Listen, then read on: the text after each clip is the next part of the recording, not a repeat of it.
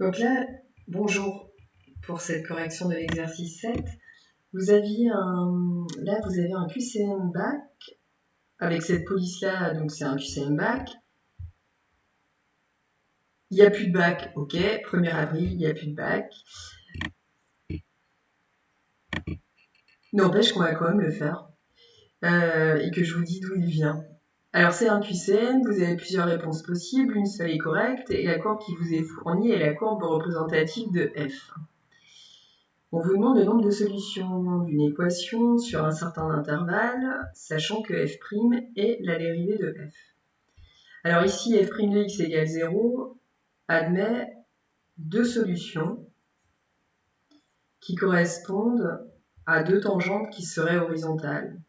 Donc je rappelle que f' de x c'est le coefficient directeur d'une tangente, que si ce coefficient directeur est nul, ça veut dire que la tangente est horizontale, et sur cette courbe, on peut positionner deux tangentes horizontales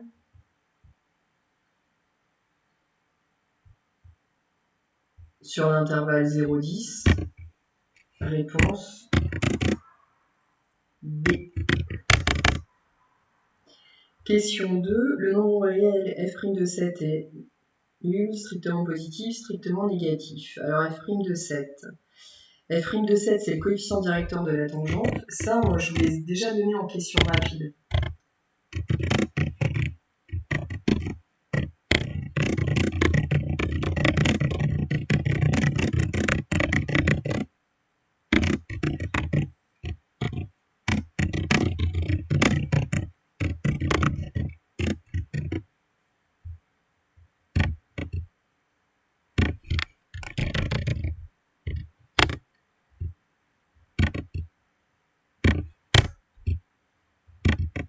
Donc f' de 7, c'est un coefficient directeur de la tangente au point d'abscisse 7. Alors, elle n'est pas tracée, mais si jamais on la trace, cette tangente qu'on imagine, elle est ici, et son coefficient directeur est négatif. La fonction étant décroissante, les coefficients directeurs des tangentes ici vont être négatifs. Réponse C. Question 3. F' est croissante, croissante, décroissante.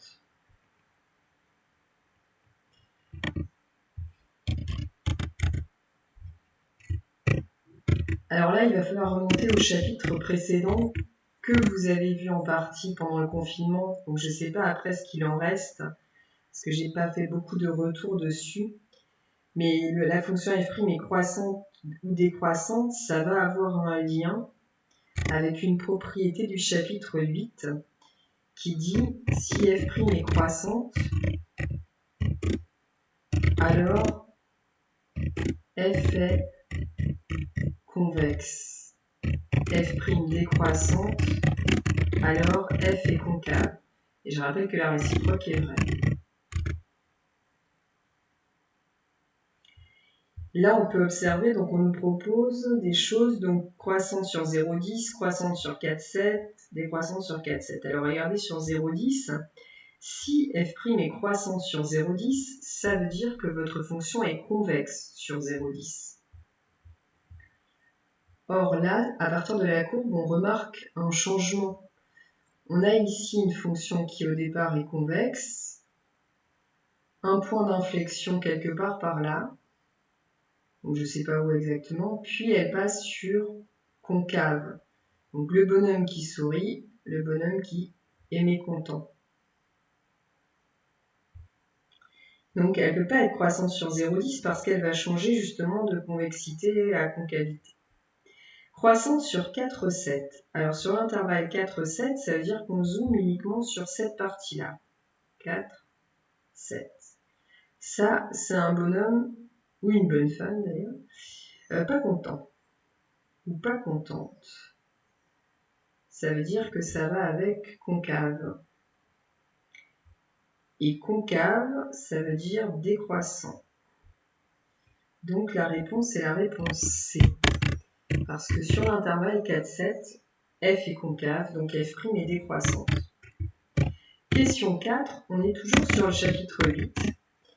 Et aussi sur le chapitre 9, parce que vous avez la fonction logarithme qui intervient dans l'écriture de f'.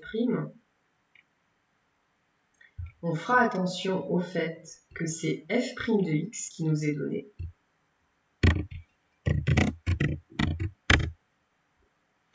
Et que l'histoire du point d'inflexion, on l'a rencontrée dans C8. Pour cela, on cherche la valeur d'annulation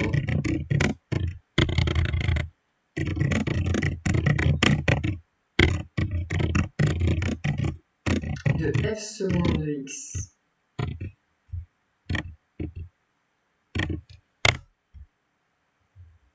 On commence d'abord par ça. On va chercher finalement quand est-ce que f seconde s'annule pour voir s'il y a bien un changement de signe sur f seconde. Donc f seconde on l'a pas, nous ce qu'on a c'est f', que vous avez appris à dériver dans le chapitre 9, puisque vous avez vu la dérivée du logarithme népérien, et en la dérivant vous allez obtenir f seconde. La dérivée de ln c'est ça, la dérivée de ln c'est la fonction inverse, la dérivée d'une fonction linéaire c'est son coefficient directeur, et la dérivée d'une constante, c'est 0. Moi, je ne laisse pas comme ça, je vais mettre au même dénominateur, enfin, je vais écrire sous la forme d'un seul quotient, et je vais choisir 2x comme quotient. Ça veut dire qu'en haut et en bas, ici, je vais multiplier par 2. Ici, en haut et en bas, je vais multiplier par x.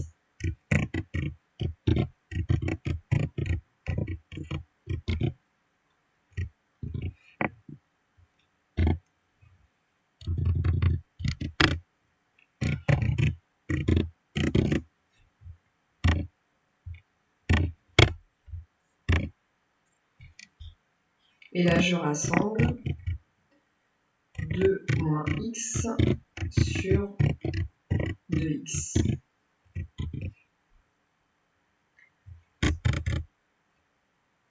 Je peux établir le signe, ou en tout cas chercher la valeur d'annulation.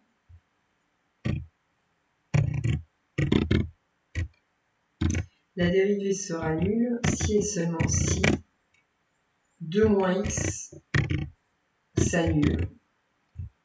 Je rappelle que 2x ne s'annulera pas, on est sur l'intervalle 0,10 avec 0 exclu. Et si ça s'annulait, ça posera un problème, on aurait une valeur interdite. Donc ici, on l'a exclu.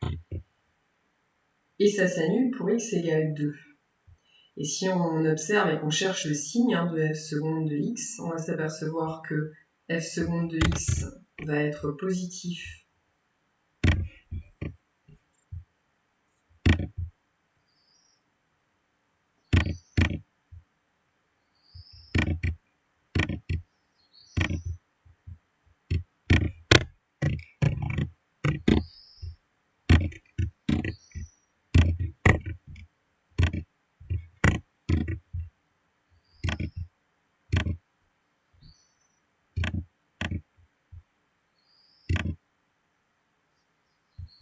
on va s'apercevoir que f seconde de x est positif sur 0,2, puis négatif sur 2,10.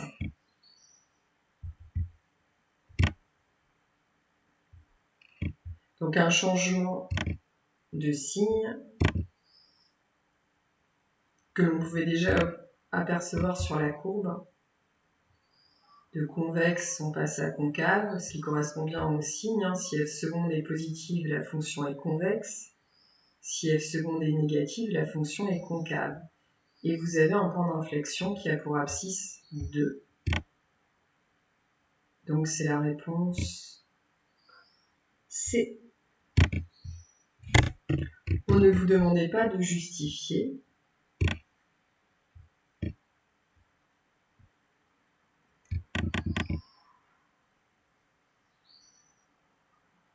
Aucune justification n'était demandée. Ça veut dire qu'ici, vous pouvez répondre C sans justifier. Je me méfierais quand même à cause de ce 2,1 et de ce 2. trop proches l'un de l'autre pour trop proches l'un de l'autre pour éviter. Enfin, cela m'engage à faire des calculs, en tout cas, qui vont de ce type-là. Je ne vais pas pouvoir répondre directement entre 2 et 2,1. Graphiquement, ça se conjecture pas bien. Par contre, vous n'êtes pas obligé d'aller aussi loin que ça. Donc d'établir le signe, là, c'est pas utile. Mais au moins d'aller jusqu'au calcul de f seconde pour trouver la valeur d'annulation, pour ici trouver 2 et non pas 2,1, c'est important. Et c'est fini. Au revoir.